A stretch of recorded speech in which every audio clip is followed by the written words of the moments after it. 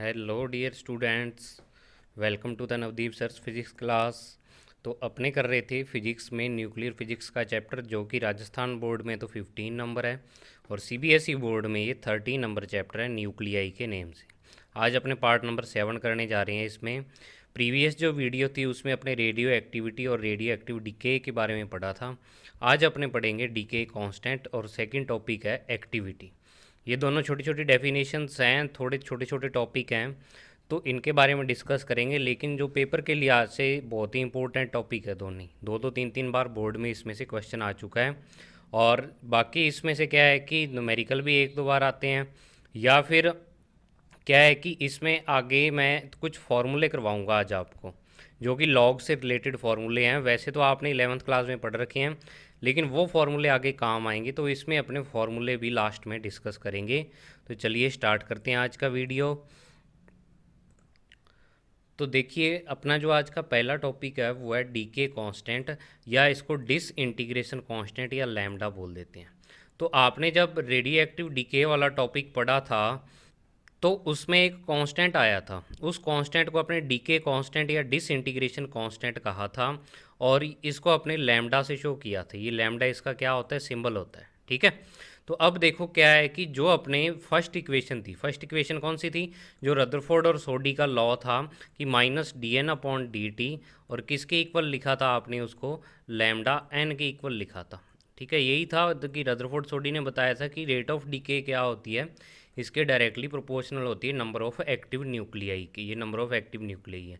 तो अगर मैं यहाँ से लैम्डा की वैल्यू निकाल लूँ, तो देखो नेगेटिव साइन तो मैंने आपको कहा है कि नेगेटिव साइन अपने इस कारण लगाते हैं, रीज़न इसका ये है कि जो number of nucleons number of nuclei है, ठीक है ना, वो क्या होते हैं, टाइम के साथ डिक्रीज होते जाते हैं। जैसे जैसे टाइम बीतता जाता है, नंबर ऑफ न्यूक्लियाई क्या हो जाते हैं, डिक्रीज होते जाते हैं। तो ये negative sign decreasing in nuclei को शो करता है यहाँ पे। तो जैसे अपने क्या करते थे कि अगर मान लो मैकेनिक्स की बात करें, तो वहाँ वेक्टर क्वांटिटी की अगर डायरेक्शन अपोजिट होती थी तो वहाँ नेगेटिव साइन लगाते थे। तो वहाँ negative sign with direction opposite को बताता था भी अपोजिट डायरेक्शन में कोई दो चीज़ें जा रही हैं। और यहाँ पे केस को बता रहे हैं नेगेटिव साइन ओनली डिक्रीज इनको, कि नंबर ऑफ न्यूक्लियर क्या हो रहे हैं, डिक्रीज हो रहे हैं टाइम के रिस्पेक्ट। तो अपने क्या है, नेगेटिव साइन यहाँ पे ना लगा के ओनली रेट ऑफ डीके करते हैं। ठीक है ना, नेगेटिव साइन नहीं ले रहे हैं, नेगेटिव साइन ओनली रूल में लेते हैं, इसमें नहीं लेंगे। तो देखो, अगर मैं यहाँ से लैम्डा की वैल्यू निकालूँ तो ये एन क्या आ जाएगा, यहाँ इसके अपॉन में आ जाएगा। तो ये d N upon D t, और इसके अपॉन में क्या आ गया, ये एन आ गया। ठीक है ना, तो इसको वही लिखा है d N upon D t upon N. तो फर्स्ट डेफिनेशन तो देखो यहाँ से बनती है, और ये डेफिनेशन इतनी इंपॉर्टेंट भी नहीं है। आपको ये डेफिनेशन तो तब लिखनी है कि अगर आपके मेन डेफिनेशन जो नीचे आएगी, सेकंड डेफिनेशन करवाऊंगा, ये याद ना हो। ठीक है ना, ये तो टाइम पास के लिए डेफिनेशन है जो इसकी बना दी गई है। देखो क्या है फर्स्ट डेफिनेशन, कि decay constant is the rate of DK of radio active substance पर एटम या पर न्यूक्लियस। मतलब कि रेट ऑफ डीके तो ये होती है, और पर न्यूक्लियस या पर एटम, यानी इसको सारे नंबर ऑफ न्यूक्लियाई से अगर अपने क्या कर दें, इसको डिवाइड कर दें, तो क्या आ जाएगा, ये पर न्यूक्लियन या पर एटम क्या आ जाएगा, रेडियो एक्टिव डीके आ जाएगा। ठीक है, तो ये लैम्डा इज इक्वल टू, वो ये इस फॉर्मूले से बनी हुई डेफिनेशन है। मतलब इस फॉर्मूले को अपने क्या किया, थ्योरी की फॉर्म में लिख दिया।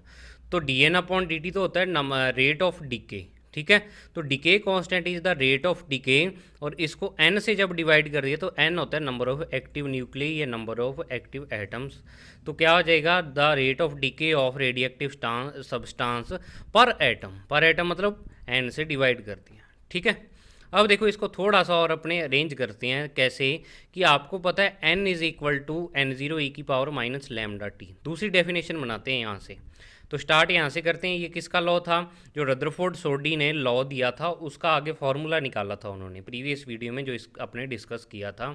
तो वो फार्मूला ले रहे हैं, N is equal to N zero e की पावर माइनस लैम्डा टी। और ये फार्मूला अपने को बताता था कि किसी भी टी टाइम पे अगर आपको क्या निकालना है, किसी भी रेडियो एक्टिव सब्सटेंस में एक्टिव न्यूक्लियर निकालने हैं, भी एक्टिव कितने रह गए, तो वो न्यूक्लियर आप इस फार्मूले से निकाल सकते हो। एन जीरो यहाँ पे होता है number of active nuclear at t is equal to zero, यानी इनिशियल टाइम में कितने उसके पास नंबर ऑफ एक्टिव न्यूक्लियर आपके सब्सटेंस में है।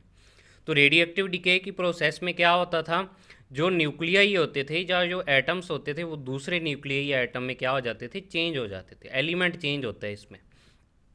अब नेक्स्ट देखो, डेफिनेशन बनाने के लिए अपने क्या करते हैं, अपनी तरफ से एज्यूम करते हैं कि यदि हम क्या करें, if we put t is equal to 1/λ, या तो इस t की जगह पे क्या पुट कर दें, 1/λ पुट कर दें, और या फिर लैम्डा की जगह क्या कर दें, 1/t पुट कर दें, दोनों में से कुछ भी कर सकते हो आप।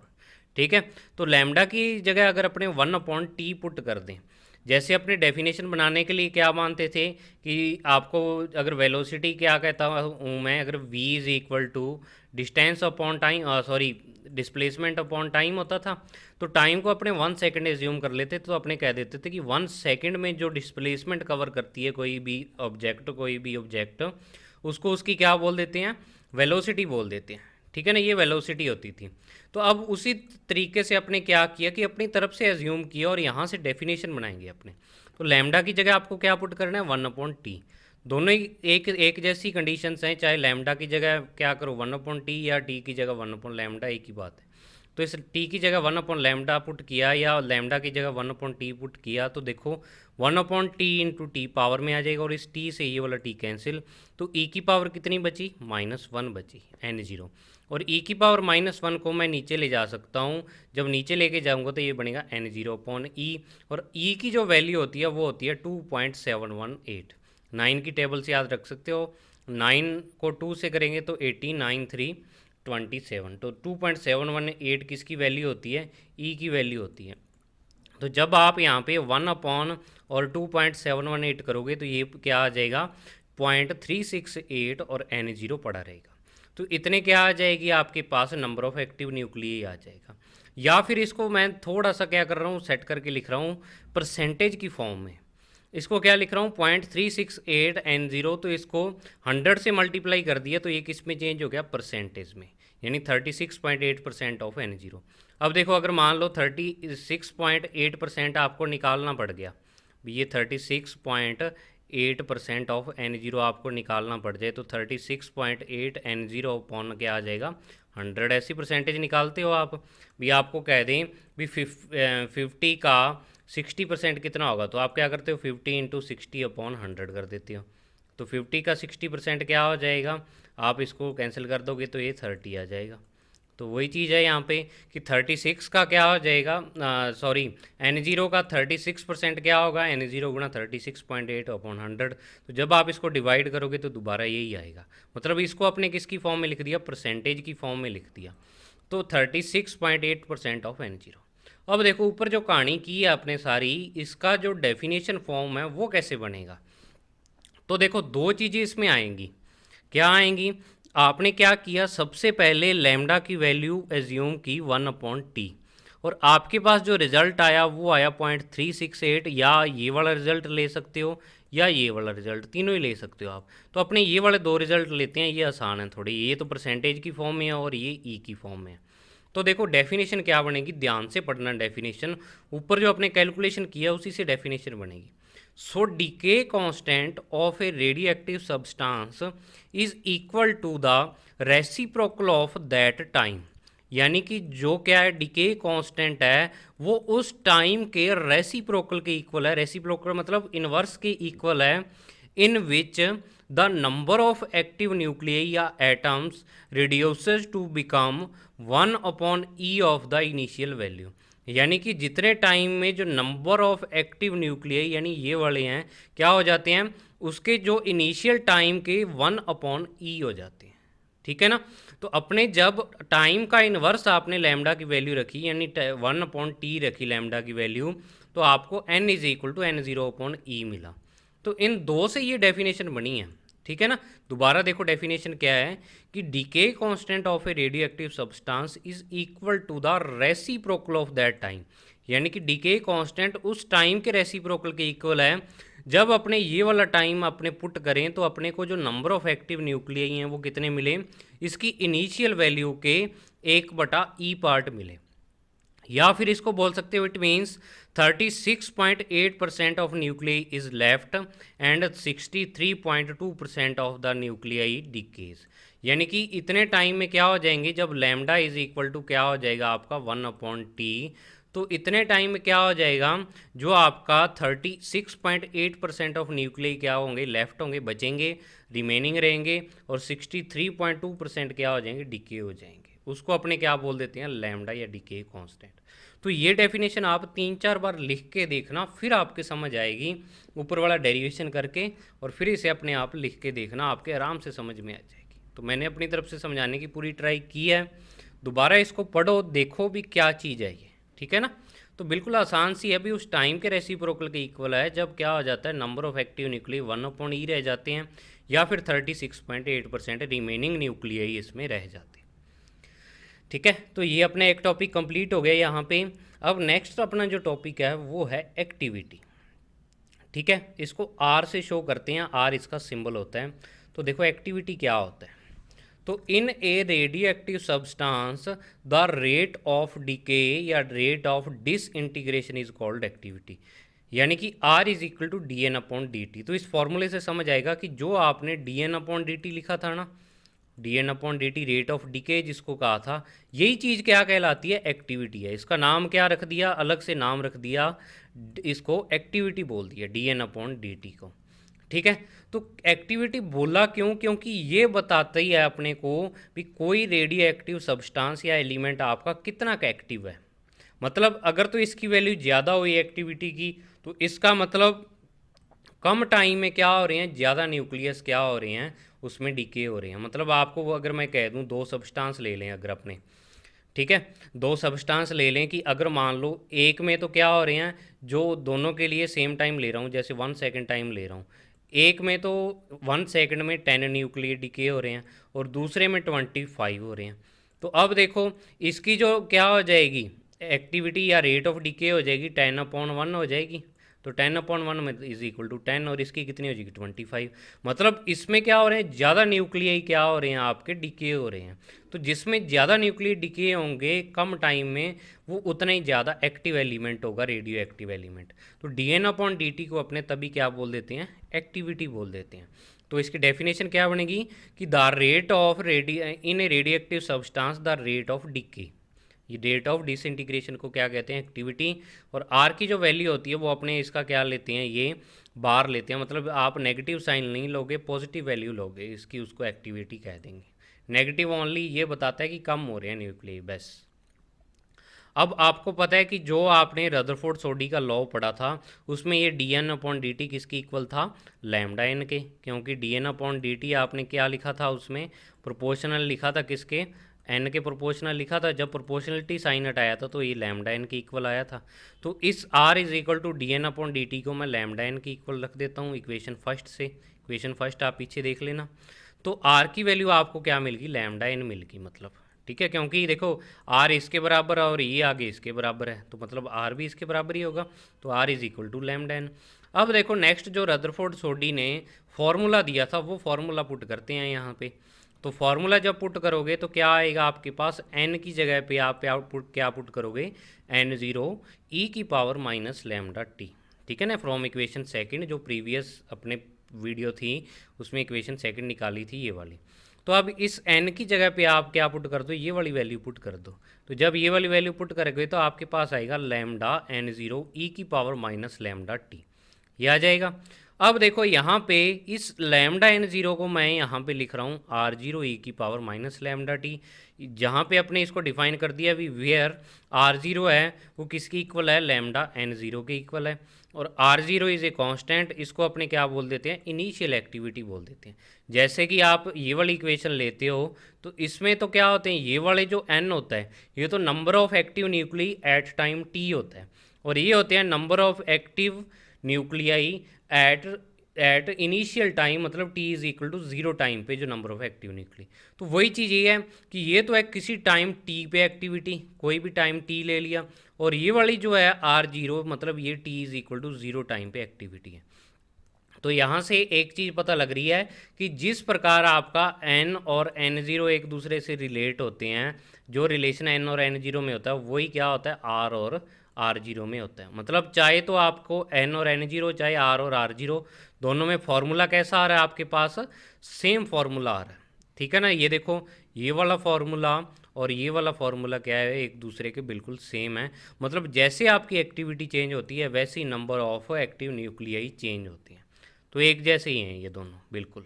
ठीक है, R0 को क्या बोल देते हैं यहाँ पे, इनिशियल एक्टिविटी। तो आपके बोर्ड में ये 2 बार क्वेश्चन आ चुका है ये वाला एक्टिविटी वाला, तो इसको अच्छे तरीके से कर लेना। अब नेक्स्ट देखो, नेक्स्ट आता है इसमें यूनिट ऑफ एक्टिविटी। ठीक है ना, तो इसमें यूनिट आपको देख के हंसी भी आ सकती है, लेकिन क्या है कि आपको पता है कि ज़्यादातर जो यूनिट्स होती हैं वो अपने साइंटिस्ट के नेम के रिस्पेक्ट में रखते हैं। ठीक है, कि उनका नेम रख देते हैं, यूनिट का नाम क्या रख देते हैं, साइंटिस्ट के नेम पे ही रख देते हैं कि इससे अपने उसको रिस्पेक्ट दे रहे हैं साइंटिस्ट। तो वही चीज़ है कि एक्टिविटी की यूनिट, तो मेन इसमें एक्टिविटी की 3 यूनिट पढ़ोगे आप यहाँ पे। ठीक है ना, तीनों यूनिट आपको याद रखनी है और तीनों यूनिट में रिलेशन। फर्स्ट जो इसकी SI यूनिट है, ठीक है ना, जो स्टैंडर्ड यूनिट है इसकी, वो तो है बैक्यूरल। जो आपने साइंटिस्ट पढ़ा था ऊपर बैक्यूरल, तो उसके नेम पे, उनके नेम पे रखी हुई है बैक्यूरल। इसको कैपिटल B और स्मॉल q से लिखते हैं अपने। ठीक है, और एक बैक्यूरल किसके इक्वल होता है, 1 DK पर सेकेंड, यानी कि dN/dt जो आपने लिखा था। तो n क्या होता है, रेट ऑफ डिके या नंबर ऑफ डिके एटम्स। तो इसको तो डीके और ये नीचे आ जाएगा सेकंड, तो डीके पर सेकंड को ही अपने क्या बोल देते हैं, बैक्यूरल। तो ये तो है इसकी SI यूनिट। नेक्स्ट जो इसमें आती है वो आती है कन्वेंशनल यूनिट। कन्वेंशनल मतलब जो पुराने टाइम यूनिट चलती थी, पुरानी यानी परंपराओं के हिसाब से, यानी जब पहले वाला टाइम था। ये तो मॉडर्न यूनिट है इसकी, और ये पुरानी यूनिट है, वो होती थी क्यूरी। ठीक है, इसको CI से शो करते थे, क्यूरी। अब 2 यूनिट पढ़ ली, तो इन दोनों यूनिट में रिलेशन क्या है बैक्यूरल और क्यूरी में। तो 1 क्यूरी इज इक्वल टू क्या होता है, 3.7 इंटू 10⁻10 बैक्यूरल। अब कैसे आया ये आपके नहीं है सिलेबस में, आप इतना याद रखो कि 1 क्यूरी 3.7 इंटू 10⁻10 बैक्यूरल के इक्वल आता है। न्यूमेरिकल में ये काम आते हैं। न्यूमेरिकल में आपको क्या मिलेगा, क्यूरी में मिल जाएगा, उसको बैक्यूरल में चेंज करना होगा, या बैक्यूरल में मिल जाएगा, आपको क्यूरी में कह दिया, तो जैसा आपको दिया हो न्यूमेरिकल में उस हिसाब से। तो अगर ऐसा यूनिट की बात करें तो वो होती है इसकी बैक्यूरल। नेक्स्ट देखो, इसकी एक यूनिट और डिफाइन की हुई है, वो यूनिट कौन सी है, रदरफोर्ड।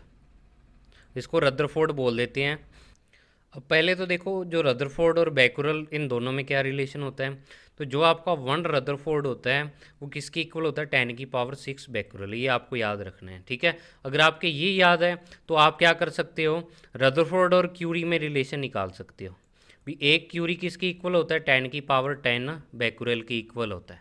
ठीक है, और सॉरी, एक रदरफोर्ड जो होता है वो 10⁻6 बैक्यूरल के इक्वल होता है, और एक क्यूरी इतने बैक्यूरल के इक्वल होता है। तो अगर मैं यहाँ से रिलेशन निकालूँ तो जो 1 मिली क्यूरी आएगा वो 37 रदरफोर्ड के इक्वल आएगा। ठीक है ना, आप रिलेशन निकाल के देखना कि जो आपका 1 मिली क्यूरी है वो क्या आ जाएगा, आपका 37 रदरफोर्ड के। थोड़ा सा बता भी देता हूँ भी कैसे आएगा, कि आप क्या करो, देखो 1 क्यूरी इतने बैक्यूरल की इक्वल है।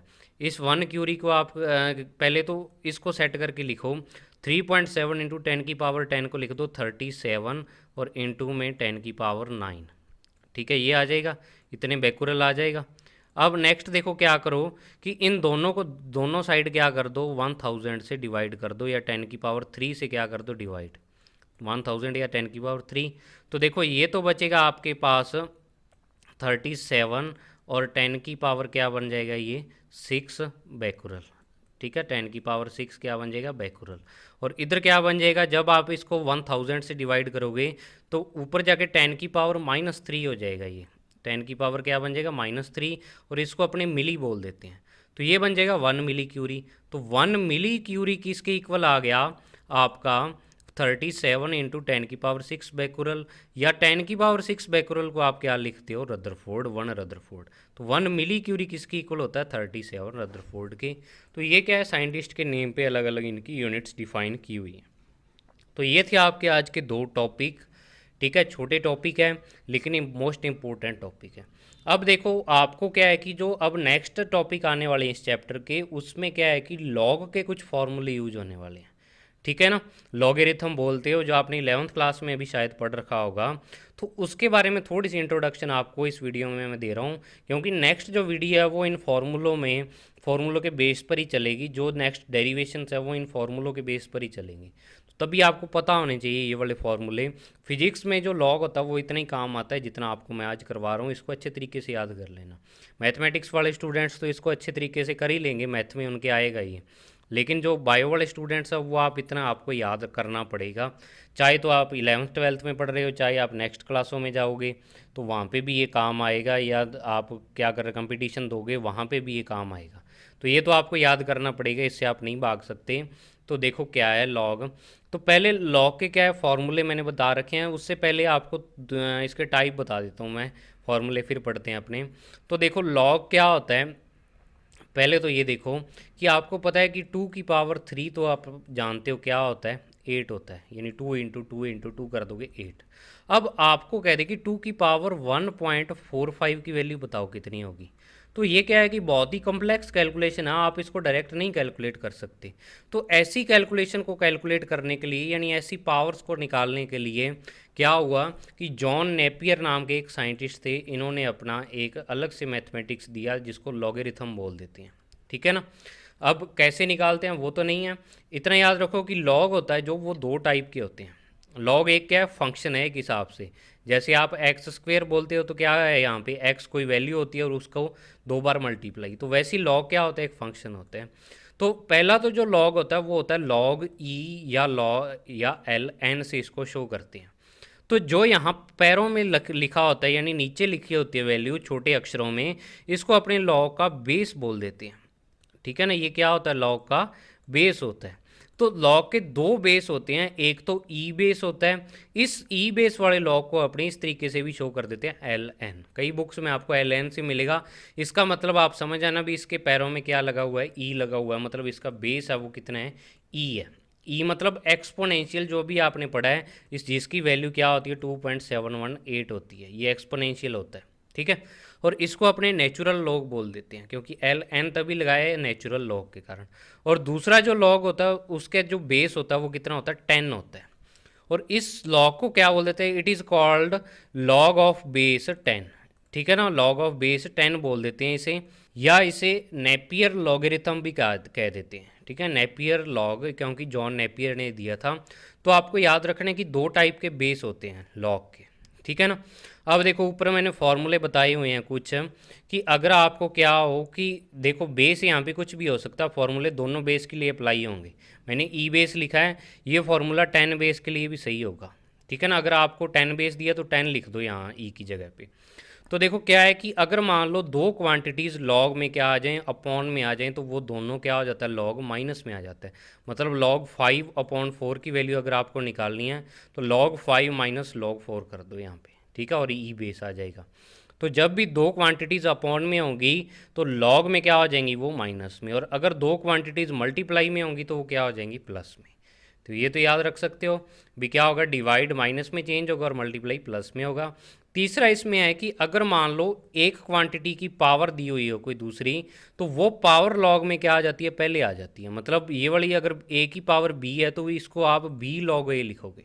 ठीक है ना, तो पावर लॉग में क्या आ जाती है, पहले आ जाती है। तभी अपने कम्प्लेक्स कैलकुलेशन की है 2 की पावर 1.45 मैंने आपको बताया है।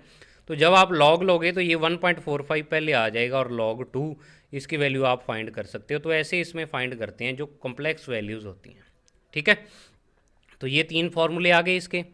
अब नेक्स्ट देखो, ये आपने पढ़ लिया था कि लॉग क्या होते हैं, 2 टाइप के होते हैं। अब नेक्स्ट है कि जो लॉगरिथम है, it is the inverse function of exponential या ई।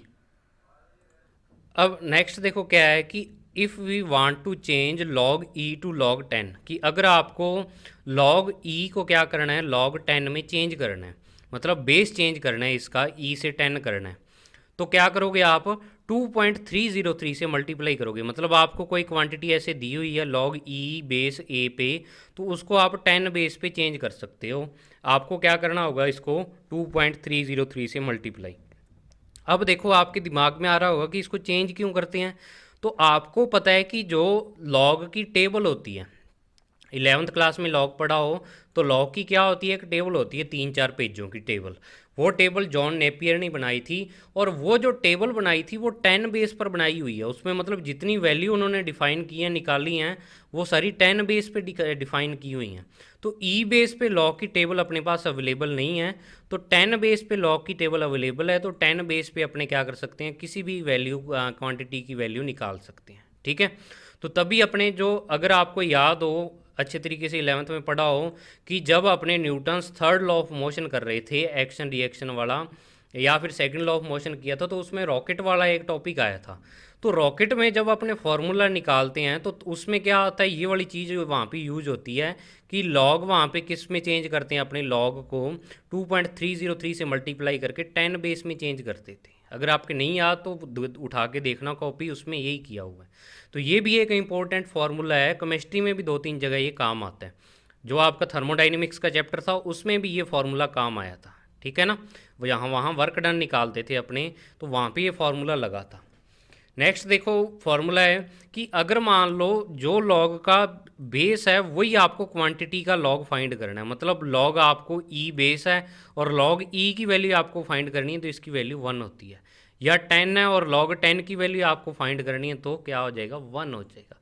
लेकिन अगर ई है और यहाँ पे 10 लिखा हुआ है तो तब आप उसकी वैल्यू नहीं फाइंड कर सकते। ठीक है ना, तो आपको क्या है कि अगर लॉग का क्या हो, बेस हो, और जिस क्वांटिटी का लॉग आपको फाइंड करना है वो दोनों ही सेम हो, तो क्या होता है, उसकी value 1। So if it means if base of log and the number whose log we want to find is same, then its value is 1। इसकी वैल्यू क्या होती है, 1।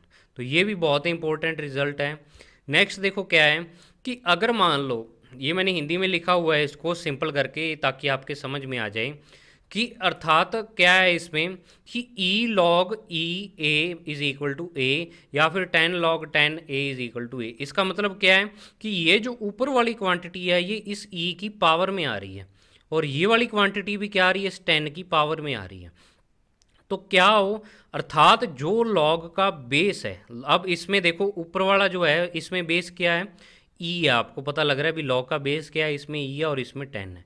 जो लॉग का बेस है उसी की पावर में लॉग सेम बेस के साथ आता है, उसी की पावर में, मतलब क्या है कि जो लॉग का बेस है उसी की पावर के रूप में लॉग क्या आता है, उसी बेस के फॉर्म में आता है। मतलब 10 की पावर लॉग 10 या ई की पावर लॉग ई के साथ आता है, तो लॉग वह संख्या कैंसिल हो जाएंगे। अभी आपको मैंने बताया कि जो ई होता है और लॉग होता है ये एक दूसरे इसके क्या होते हैं, रिवर्स होते हैं।